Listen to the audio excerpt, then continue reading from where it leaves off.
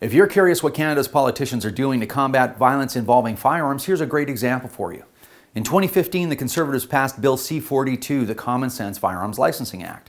The act made a change in the permitting process involved in transporting restricted and prohibited firearms. These are typically handguns and a few other types of firearms. In many cases, these are firearms that are less physically dangerous than most non-restricted firearms.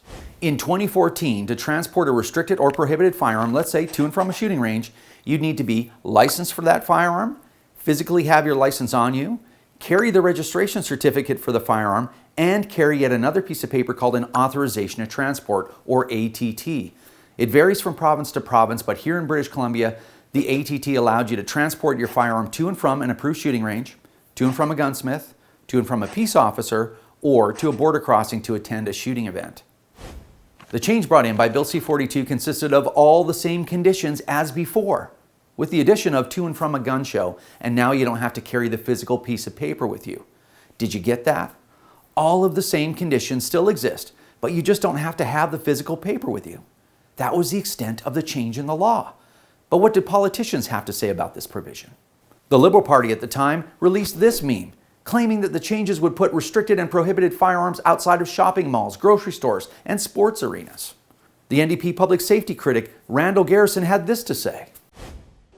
I'm looking forward to having the opportunity in committee of having law enforcement representatives present so that we can talk to them about the impact of this change of no longer requiring specific permits from a specific place to a specific place for restricted firearms. I think there's a great deal of danger here for Canadians.